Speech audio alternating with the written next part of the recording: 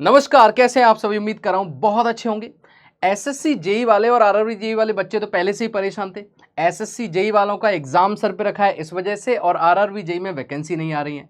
लेकिन ऊपर से ये एक नई चीज और आ गई जिसकी वजह से हर एक इंजीनियरिंग स्टूडेंट को, ना सिर्फ इंजीनियरिंग स्टूडेंट को, ऑल ओवर द इंडिया जितने भी एस्पिरेंट्स हैं जो गवर्नमेंट एग्जाम की तैयारी कर रहे हैं ग्रुप बी और ग्रुप सी के लिए, उनको परेशान करके रख दिया है। कई जगह पे तो माइंडसेट अच्छा है बच्चों का, जिनको इस एग्जाम से रिलेटेड जो सिलेबस है वो अच्छे से आता है, वो तो खुश हैं काफी। लेकिन हमारे इंजीनियर भाई बड़े परेशान भी हैं।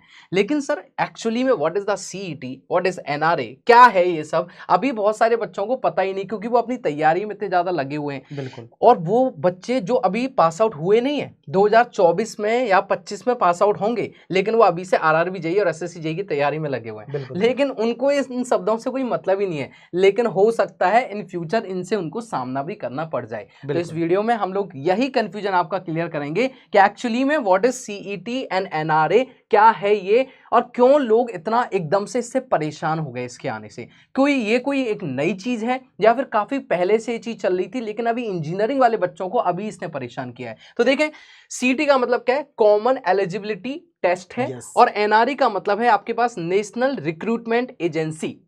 ठीक है। तो पहले क्या होता है हमारे जैसे एसएससी जेई में, क्या होगा, पहले आपका सीवीटी 1 होगा, फिर सीवीटी 2 होगा, document verification, then you are selected. RRB JE में भी ऐसे होता है, पहले आपका सीवीटी 1 होगा, देन सीवीटी 2 होगा, फिर उसके बाद आप डीबी के थ्रू और जो आपका मेडिकल टेस्ट है उसके बाद आप सिलेक्ट हो जाओगे। ये तरीका था।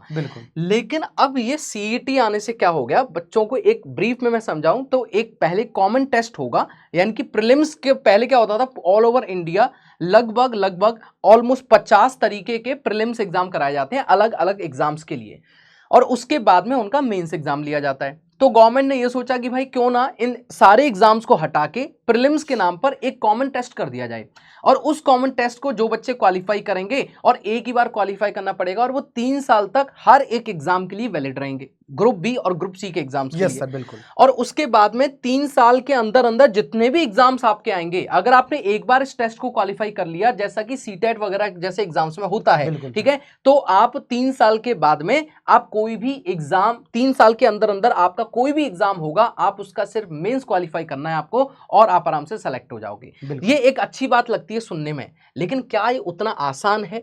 क्या इसमें सच में कितनी सच्चाई है, और किसमें कितना बिटर ट्रुथ है? तो उसके बारे में कृष्णा सर आपके साथ कनेक्टेड हैं, बहुत अच्छे तरीके से आपको एक्सप्लेन करेंगे। और अगर आपने अभी तक हमारा टेलीग्राम चैनल कनेक्ट नहीं किया तो आप सर के साथ कनेक्ट हो सकते हैं, कृष्णा सर पीडब्ल्यू चैनल के ऊपर, और मेरे साथ कनेक्ट हो सकते हैं देवेश सर पीडब्ल्यू चैनल के ऊपर। तो सर प्लीज इसको एक बार कंटिन्यू कीजिए आप। बिल्कुल सर, बिल्कुल। देखिए, बच्चे के पास सर बहुत सारा कंफ्यूजन है, और जब से ये नोटिफिकेशन, ये पेपर कटिंग दिख रहा होगा आप सभी को, जब से ये पेपर में न्यूज आया है ना, तब से बच्चे पैनिक कर रहे हैं। सारे एस्पायरेंट, चाहे वो रेलवे के एग्जाम का तैयारी कर रहे हो, चाहे वो बैंकिंग का तैयारी कर रहे हो, चाहे वो एसएससी का तैयारी कर रहा हो, यस। और मुझे पता है जो हमारे चैनल पे ये बच्चे जुड़े हुए हैं ना, यस, उसको सबसे ज्यादा परेशानी हो रही है ये दोनों एग्जामिनेशन से, आरआरबी जेई से और एसएससी जेई से। यस, मैं इसको क्लियर कर देना चाहूंगा। देखो बेटा, आरआरबी जेई में भी प्रीलिम्स एग्जाम होता है जिसको आप सीबीटी 1 बोलते हो, और एसएससी जेई में भी सीबीटी 1 एग्जाम होता है। सर अब क्या होगा, जो नेक्स्ट ईयर वैकेंसी आएगी उसमें क्या होगा, ये किस लिए है सर, तो मैं बता देना चाहूंगा। देखो यहां पे मेंशन किया है,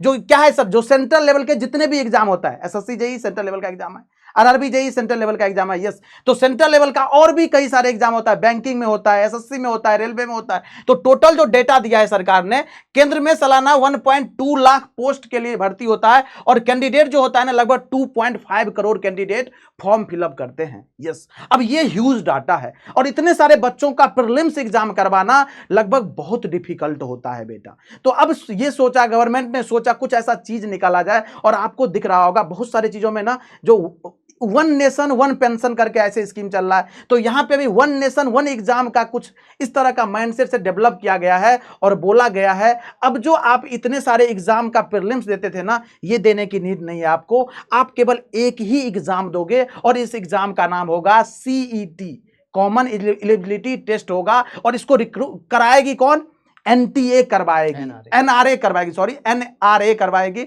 नेशनल रिक्रूटमेंट एजेंसी करवाएगी इस एग्जाम को। और ये एग्जाम का सबसे पहली बात है सर, इसका सिलेबस क्या होगा, तो अभी तक इसने सिलेबस डिसाइड नहीं किया है। अब आप लोग बोलोगे सर रेलवे का तो एग्जाम थोड़ा टफ नहीं होता है सर, लेकिन एसएससी का एग्जाम तो बहुत ज़्यादा टफ होता है सर। फिर बोलोगे सर बाकी जो और भी एग्जाम है, जैसे बैंकिंग का एग्जाम है तो उसमें इंग्लिश आता है, बहुत टफ आता है सर, तो इसका सिलेबस क्या होगा? तो सिंपल सी बात आप ऐसा समझ लो, ये तीनों जो एजेंसी होगा ना, इस तीनों का जो है कॉमन पोर्शन, मतलब जो लेवल रहेगा ना इस एग्जाम का, तीनों को मैच करता हुआ रहेगा। तो अभी तक सिलेबस नहीं आया है, जब सिलेबस आएगा तो डेफिनेटली हम लोग कोशिश करेंगे उसमें भी आपको मदद करें, उसमें भी आपको हेल्प करें। अब बात आती है क्या सर, ये आरआरबी जेई और ये एसएससी जेई, ये दोनों एग्जाम, क्योंकि हमारे पास इंजीनियर है और इंजीनियर का ये दोनों सेंट्रल लेवल का फेवरेट वैकेंसी होता है, तो इसका जो सीबीटी 1 होगा और इसका जो सीबीटी 1 होगा, डेफिनेटली आपको अपकमिंग डेज में जो 24 में वैकेंसी आएगी, इस बार का सेम है, जो पैटर्न है वही है, लेकिन जो अपकमिंग वैकेंसी है ना, उसमें डेफिनेटली आपको देखने को मिल सकता है जो आपको सीईटी क्वालिफाई करना पड़ेगा।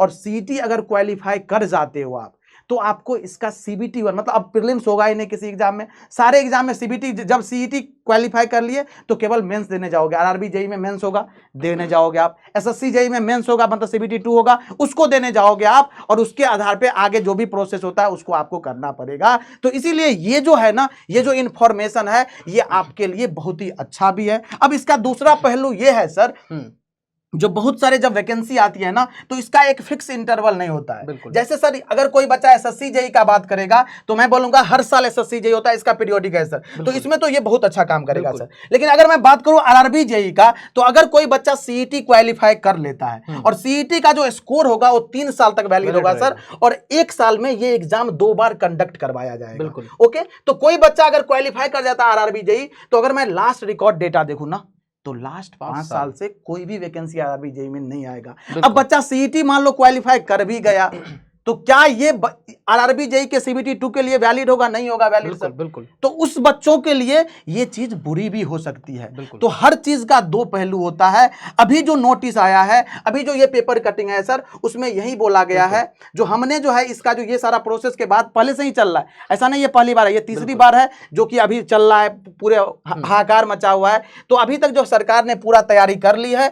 अब जो अपकमिंग वैकेंसी होगा 2024 में जो आएगी, उसमें ये सीईटी का सर सिलेबस भी जारी किया जाएगा और इसके अकॉर्डिंग एग्जाम लिए जाएंगे, और आपका जितने भी सेंट्रल लेवल का है ना चीजें, उसमें अब केवल सीईटी ही होगा। और इस एग्जाम को अगर आप क्वालिफाई कर लेते हो तो आपको प्रीलिम्स एग्जाम देने की अलग अलग जरूरत नहीं पड़ेगी। तो ये अच्छी बात है। और सर एक चीज यहाँ पे एक बात लिखी हुई है कि एनआरए ने रेलवे बोर्ड, बैंकिंग संस्थान और सेवा चयन आयोग, जो हम लोग सिलेक्शन कमीशन बोलते हैं, उनसे इस संबंध में चर्चा शुरू कर दी है। हम लोग इस वीडियो को क्यों लेके आए, उसका मेन रीजन ये है क्योंकि यहाँ पे जो बात लिखी हुई है ना कि अभी एनआरए मतलब जो आपके पास नेशनल रिक्रूटमेंट एजेंसी है, और इसका एनआरए का ये कहना भी है कि हर एक जो एजेंसी है जो अभी एग्जाम कंडक्ट कराती है अलग अलग स्टेट्स के अंदर, वो 1 साल में लगभग 50 एग्जाम, यहाँ पे लिखा हुआ है कि एनआरए के वरिष्ठ अधिकारियों के अनुसार अभी अलग अलग एजेंसियां 50 से अधिक परीक्षा आयोजित कराती हैं। तो इससे नुकसान क्या होता है कि अब इतने लाखों करोड़ों कैंडिडेट्स उसमें एग्जाम फॉर्म फिल कर रहे हैं। अब वो जो रिक्रूटमेंट का जो प्रोसेस है ना, वो बड़ा लंबा चला जाता है,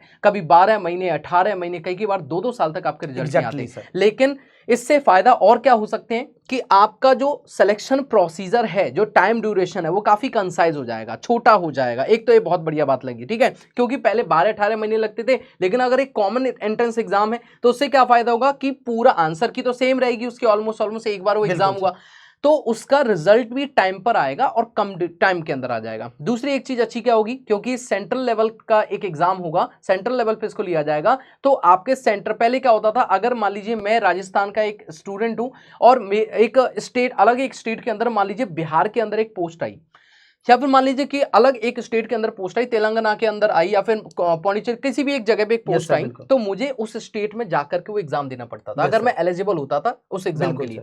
तो अब क्या होगा, सीईटी में ये लिखा गया है इस जगह पे कहीं पे कि लगभग 100 से 200 किलोमीटर के दायरे में ही परीक्षा केंद्र मिल जाएगा। बिल्कुल। इसका मतलब ये हो गया कि सेंट्रल एग्जाम होने के कारण से आपको अपने घर के आसपास के एरिया में ही सेंटर मिल जाएगा। ऐसा नहीं कि अगर पहले राजस्थान का आप अगर एग्जाम देना है और आप अगर किसी अलग स्टेट से तो राजस्थान में जाकर के आपको एग्जाम देना पड़ेगा।